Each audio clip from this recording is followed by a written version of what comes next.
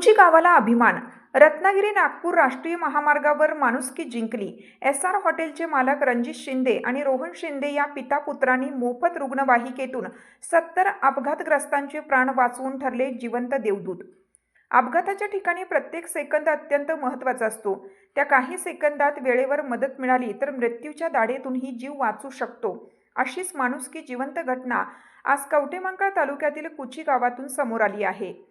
कवटेमहांकाळ तालुक्यातील कुची येथील रत्नागिरी नागपूर राष्ट्रीय महामार्गावर मागील काही महिन्यांपासून लहान मोठ्या अपघातांची संख्या सातत्याने वाढत आहे. अनेक वेळा अपघात झाल्यानंतर रुग्णवाहिका उशिरा पोहोचत असल्याने जखमींची अवस्था गंभीर होत असून अनेकांचे प्राण धोक्यात येत आहेत.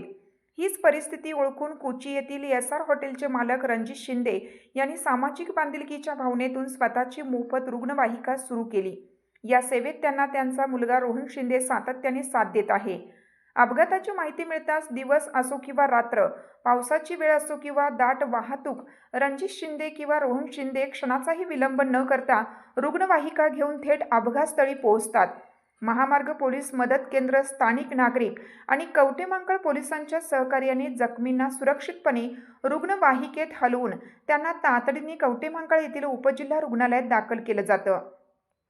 वेळेवर उपचार मिळाल्यामुळे आतापर्यंत वेगवेगळ्या अपघातातील तब्बल 70 जखमींचे प्राण वाचण्यास मदत झाली आहे. विशेष म्हणजे या संपूर्ण सेवेसाठी शिंदे पिता पुत्रांनी आजपर्यंत एकही रुपया शुल्क घेतलेला नाही. कोणतीही प्रसिद्धी नको, कोणतीही अपेक्षा नको, फक्त एकच ध्यास, माणसाचा जीव वाचवण्याचा. याबाबत बोलताना रणजित शिंदे म्हणाले, अपघातग्रस्तांना वेळेत उपचार मिळणं हे अत्यंत गरजेचं असतं.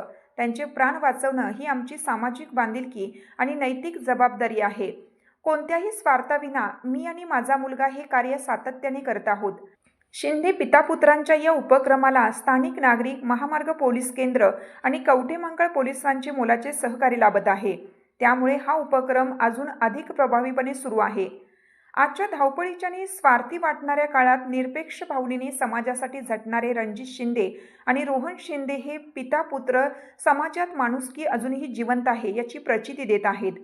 कुची गावाचा अभिमान असलेले हे जिवंत देवदूत आज संपूर्ण कवटेमहांकाळ तालुक्यासाठी प्रेरणादायी आदर्श ठरत आहेत.